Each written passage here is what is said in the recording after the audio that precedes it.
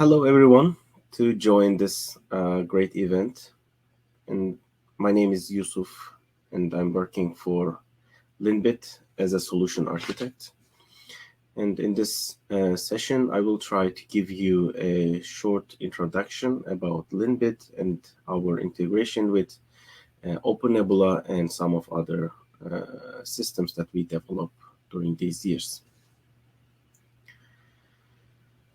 Before we start, I would like to give you a short overview about our company and our solutions. So the LINBIT is a company based in Austria, Vienna, and we are an open source software company, and we have a couple of open source software that we developed these 20 years, and we managed to create 3 go-to-market products with those software. On the right hand side, you can see we have the LINBIT HA, which is basically the famous DRBD, the distributed replicated block device, and which is a kernel driver that we developed 20 years ago, and the pacemaker. And we have the disaster recovery solution for the HA, and that means that you are adding the proxy module into the HA system to have a better bandwidth utilization.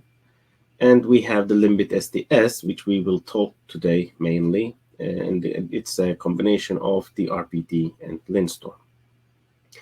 We have some other offices all around the world, and we have exclusive partners, again, all around the world. One of them is the Factor Group, which we are doing this great event together in Russia. And we have a team of highly experienced Linux experts that they know very well about storage infrastructure in Linux. And yeah, let's start explaining the solution. Okay, in this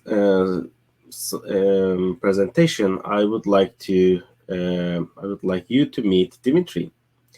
Dimitri is a worker, and he is working in private cloud provider or a public cloud provider, or maybe a hosting provider. He is managing like many machines all in his data center, and he might be working in a software company or a telecommunication company or a fintech or finance or in an edge technology, which also includes the telecommunication. So Dimitri is managing these infrastructures and storages, but he has a couple of issues with that. What are they? So the issue is Dimitri has management issues most of the time because the infrastructure becomes really big in sometimes, and he has some problems like managing these infrastructures, not just big because might be complex, might be, I don't know, different status, but that's why he needs a solution that makes management easy. And he also has some vendor lock-in solutions because last year he get, let's say, from a vendor, and then this year he wants to buy from another vendor, but if he is in vendor lock-in situation, he cannot. So he wants to get away from the vendor lock-in situation. And he tried many solutions in his infrastructure, I mean, as a storage perspective. But what he sees is most likely they are all unstable, but maybe not good enough, not performant, and etc. and etc. And another issue is to have an enterprise support all the time, which is really crucial if you have a if you are working in a very sensitive environment. And he also needs to focus on the performance all the time because he is not having the most of its hardware. So he wants to squeeze all of the performance from its hardware, but he cannot. And he wants to grow on demand, not to buy upfront. And that's another issue that he is having currently. And he wants to be free of these problems like scale issues. He wants to manage the virtual machines, virtualization systems, and containers all together, or maybe adding multi-cloud into the system, but he cannot because of locking issues. So let's fix it. To fix these kind of issues, you have to go for an open source technology, because open source technology allows you to manage your infrastructure. And even if you don't want to work with the enterprise support, you can work with the open source technology by yourself if you want to. And you can change it, you can modify it if you like. And he needs an enterprise support, obviously, because all infrastructures need support when the time comes. And he wants to scale on demand. And this is a crucial thing for companies, because spending too much time upfront is not helping the company's growth. Okay, Alexei. Alexei just give me a comment, so let's read it. For me, it looks like Dimitri must fix his procurement process. He cannot grow on demand, and he cannot upgrade his hardware fast enough. Yes, I agree with you, Alexei. You're right. And he also wants to create a multi-cloud environment. It should be a simple and efficient, and he wants to have the top performance of what he has. And he wants a multi-tenancy, because so many divisions, so many departments that he needs to manage. And he needs resiliency, which is really, really important, right? And the real-time replication, obviously, to save data from failing nodes, failing storages, failing systems, failing racks, and so on and so on. And he needs a failure domain proof solution, and also covers VMs and containers, because we all know that now everybody is into containers as well as the VMs. So you cannot have two different solutions for two different systems. Maybe you can have one in all. Okay, let's build it, right? To build such system, for example, in this one, I choose the OpenNebula for the platform. Or you can use the OpenStack, Proxmox, KVM, I don't know, you name it, because you know what is best for you, right? And Dimitri, in this case, he chose the OpenNebula. And he used the LinStore for the storage management part. And LinStore plugin basically connects to the OpenNebula management, and you can modify and replicate and manage your storage infrastructure while replicating it inside of OpenNebula with the LinStore plugin. And with these two open source solutions, Dimitri can have the enterprise support from both parts, which is LinStore and OpenNebula, and he can cover edge, on-premise, and cloud with this combination, because both OpenNebula and LinStore are flexible enough to run in any kind of environment. And with this system, it is 100% automation on failure domains in every level, and he can get rid of vendor lock-in situations. So let's talk about this a little bit, what we did here. So we have this infrastructure.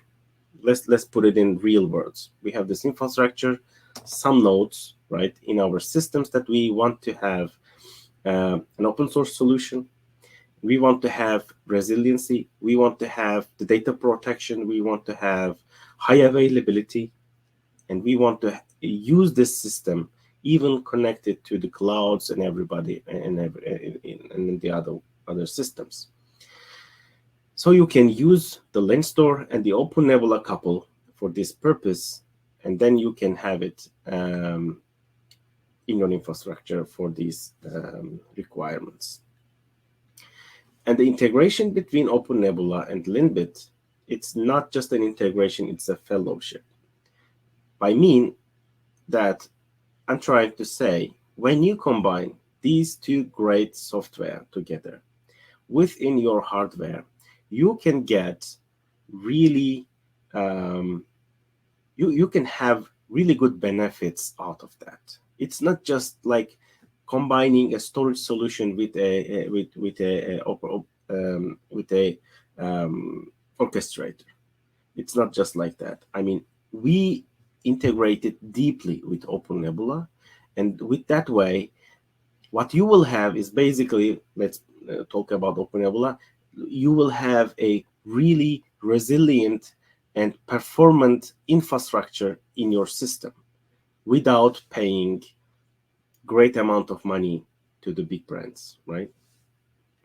And I have a couple of questions on the chat. I will answer them as soon as my presentation ends. So together is better, right? And both systems are open source. OpenNebula is a platform building for all kinds of infrastructure. And LINBIT's solutions, especially the software-defined storage, is for high-performance infrastructure. But it doesn't mean that you have to use it in high-performance infrastructure. It can be used in low-performance infrastructure too. And OpenNebula is available for all Linux distros, as well as the LINBIT SDS. And OpenNebula and LINBIT is both aimed for high performance, low latency situations, but OpenNebula is capable of having large scale production environments, also LINBIT SDS. And while there was a question from Victor, I would like to answer this. The Victor asks how big LINSTOR can be and how big LINSTOR exists. So the biggest LINSTOR production, we know that, let me remember it, 600 nodes, 640 nodes, physical nodes, I mean, and they have like 6,000 something resources in it. And they are managing OpenNebula, OpenStack, and in the same system. So it's I think that's the biggest LINSTOR environment that we know yet today. And yeah, both systems are simple and efficient, and the LINBIT has millions of installations as of today, because we have been in the market for 20 years now. And both systems are focused on VMs and containers. So we can clearly say that the systems supports all kinds of workloads. And the main goal is, if you ask me, because it's really important, for these two systems are getting you away from the vendor lock-in situations. And OpenNebula supports multi-hypervisors, and LINBIT supports almost all operators in the market. And there is another question from Alexi regarding to this feature.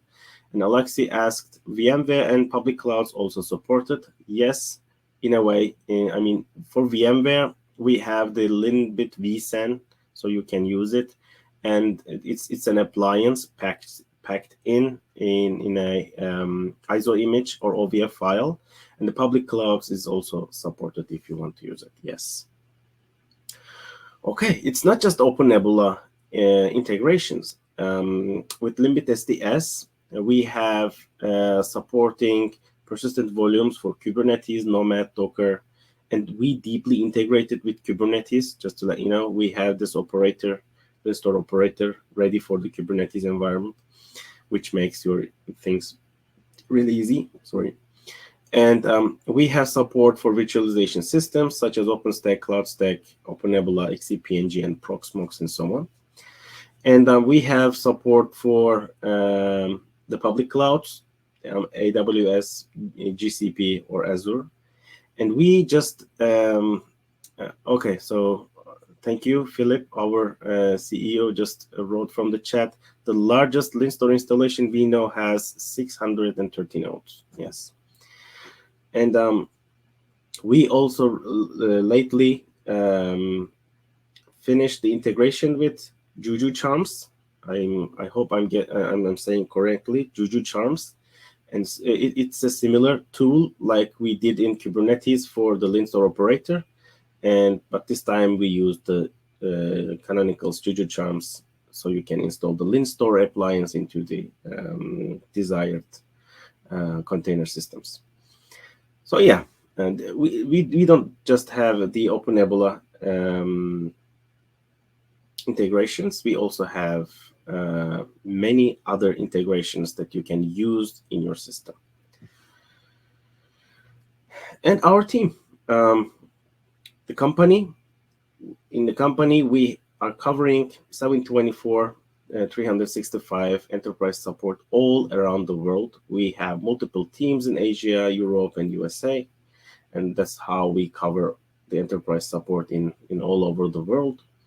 And we are giving support, enterprise support, in 5 different languages. I think this is really important because in most companies, people only give support in English, and sometimes it's a blocker for speeding up the process.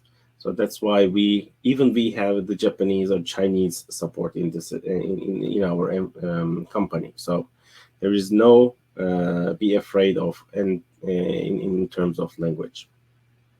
And the best part of our team is Linux-focused professionals, and that gives you the power of understanding. So when you come to us with an issue, for example, you don't have the level 1, level 2, or level 3 support engineers. What you will have is a direct access to the developer, relevant developer, or a relevant engineer who wrote or who know the best of that code. And with that, and it's not just support for that part. I mean, with that, you have a great understanding of your infrastructure, and that's why our SLA is never missed in 20 years. So our customers always say that when we talk with LINBIT engineers, what we feel is they understand us. And that's how we solve issues in this company. And we are thinking ahead of you, and we are trying to give the best of your infrastructure and your issues to solve. That's how we work in this company. And we have a strong knowledge about storages. So yeah, that's how we do things here. And thank you. That was my presentation. Because my time was limited, I was trying to be short as possible. I would like to answer all of the questions. If you have any, please ask it from the chat, because we have 2 more minutes left to continue. Or if you have any more additional questions, like creating the systems or like many others, please ping me from my email or the Slack channel, or whichever you like to do. Thank you, Yusuf, for your introduction presentation. So we can connect up to 9 people into this stream. So if you want to speak and don't use the chat, so you're able to join. We can stay on this session till people have questions. Yes, sure, definitely. I can stay here as long as people want to ask me questions. So, yeah.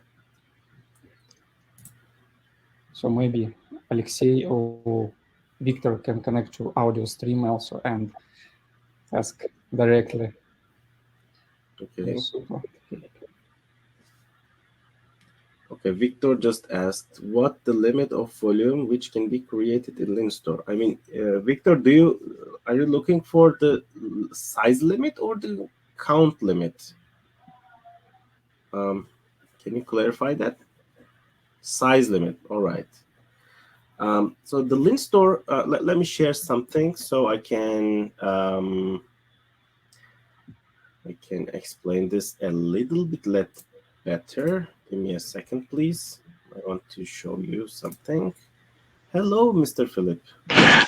Hello, Yusuf. Hello.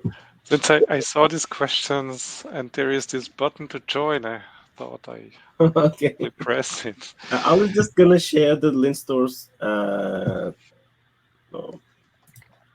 LINSTOR's. Oh, here, Alexi.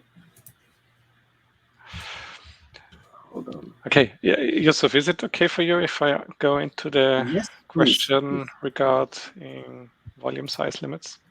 Okay. Yes. So let me explain a little bit into this, and then maybe if I'm mistaken, please correct me, Philip.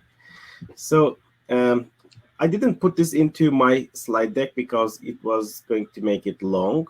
So the idea of LINSTOR is basically an orchestrator in Linux storage layer. All right. What you see here is like LINSTOR is managing the physical hardware, and on top of that, it manages LVM, ZFS, and the block storage features and everything else in it. So what I'm trying to say here is this: LINSTOR is leveraging basic Linux storage features.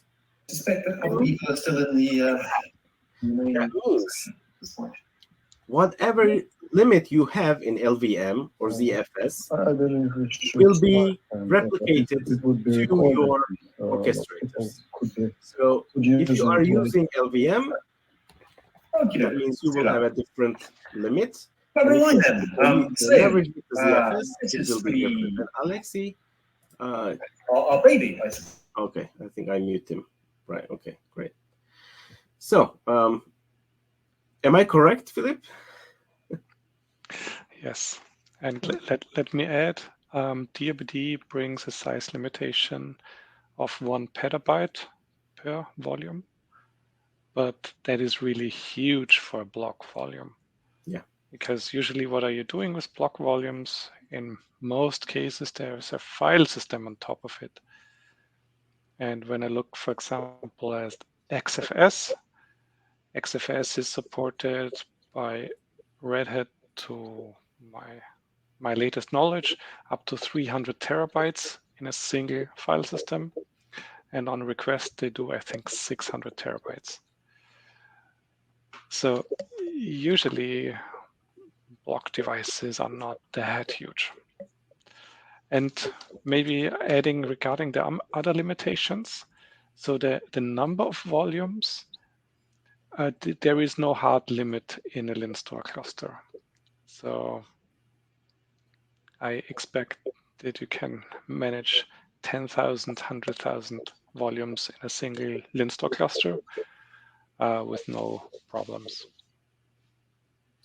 I guess Alexei asked another question, which is can you share block volumes, mount them simultaneously to multiple VMs? Okay. Then let me jump in again. So the problem with mounting them simultaneously is less from the LINSTOR DRBD level, but it's from the file system you are going to use. Because regular file systems like ext4, XFS, or ZFS, they do not allow to be mounted simultaneously. So you would need to use a cluster-aware file system like GFS2 or OCFS2, but that adds so much complexity to the picture that, let me say, the industry is turning away from that. There are only very, very little use cases where such a clustered file system actually makes sense. Now, mounting a volume to multiple containers. If you talk about a Kubernetes cluster, this is possible by introducing a layer of NFS into it. With NFS, it's well-known thing. I meant on the block level. I don't know, is it really always needed? I'm just trying to understand feature parity with other clouds where, like in Amazon, you can mount now EBS to multiple VMs in parallel with the NFS solution which exists. Whether it has practical implication and why is it, I have no idea, because for me NFS is good enough. Being honest. But yeah, but okay, I mean, I don't think it's like a killing thing which is needed.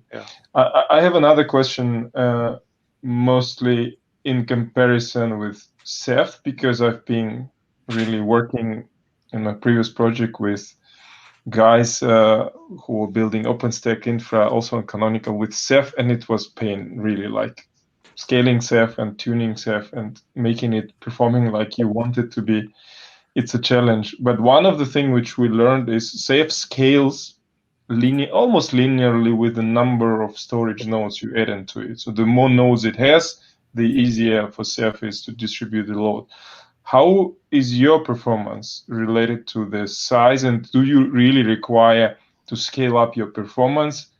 Even, I'm not saying in size, but I mean in IOPS, that you need to grow your storage. Is there some minimum or maximum requirement, or its software so well tuned that you always have some kind of stable performance independent of the cluster size? Okay, let me. Okay. Well, go So on. it's Okay. Let me jump in here. So as you mentioned, Alexei, Ceph is like distributing data in the clusters, so it can have this crush algorithm works, right? But in LINSTOR, it's different. What the RPD is using replication between nodes is just like RAID 1 array. So if you replicate data from one node to another, that means that the data is replicating from one node to another, just like RAID 1. So it's not distributing the data; it's just replicates blocks. It's like a block level, I would say. It's lower level distribution. Yes. Okay. Yes. So you will have a RAID 1 array over the network with the RPD. That's what LINSTOR is leveraging. So there is no minimum node for IOPS. I mean, that is purely dependent on your infrastructure.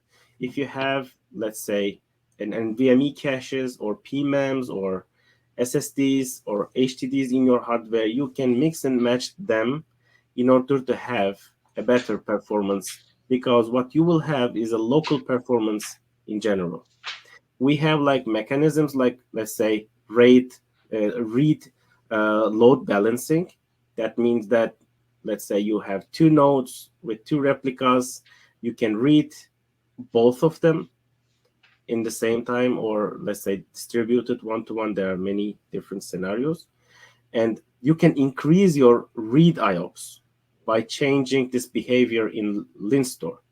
But in comparison to Ceph, we are definitely looking on different angles into distributing data.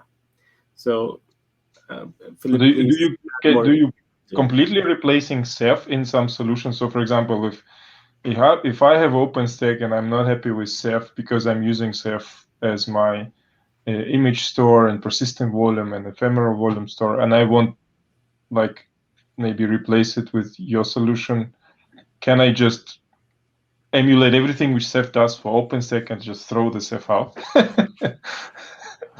let me take this one. Okay. So you can use LINSTOR for persistent volumes. So for the Cinder volumes, right? Yeah, exactly. So for Cinder, but you cannot directly build an object storage, S3 compliant object storage out of LINSTOR, right? Okay. So, but I think the images are glanced, right? Glance, yeah, genau. Yeah, sorry. but I think Glance can also build on top of Cinder volumes, and I think the file system thing, I forgot the name, can also build on top of Cinder volumes. So LINSTOR provides block storage. That's the message.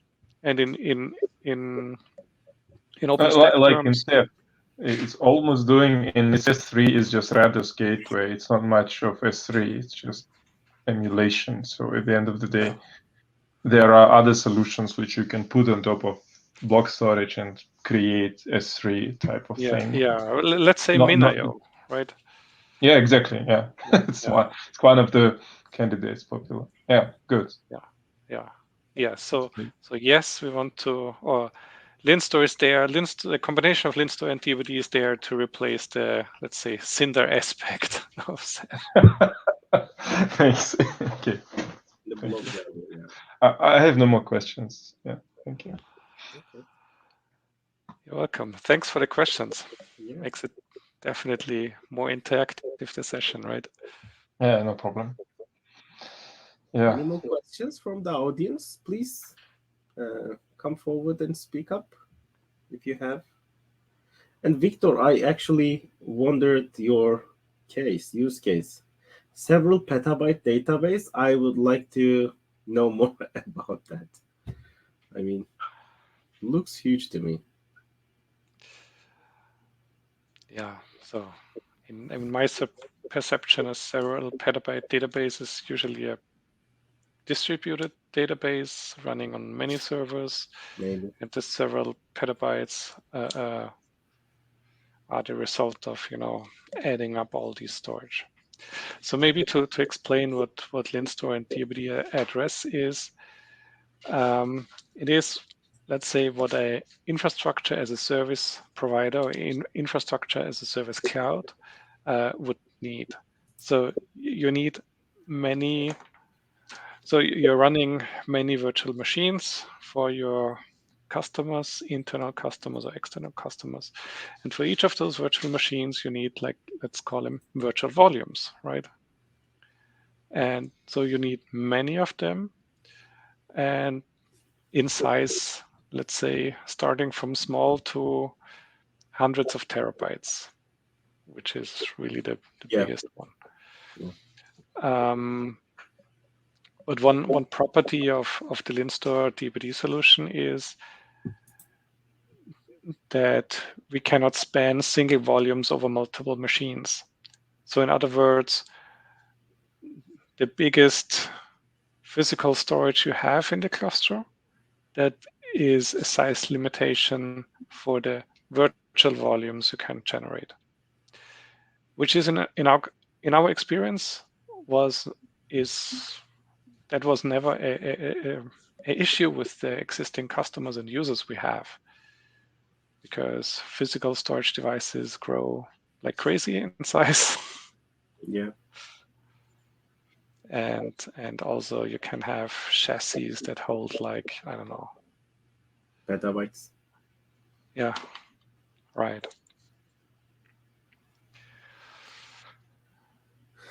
Okay, I guess Okay. we are done. We have another session regarding to LINSTOR and DRBD and everything that we develop in LINBIT in 1 hour and 30 minutes.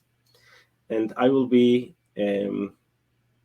co-hosting Philip in that session. So please feel free to join that as well, because what we will do in there is a deep talk what we have, right? That will be a little bit more, what is the word for that? In depth. Yeah, in depth. Yes, in depth. Okay.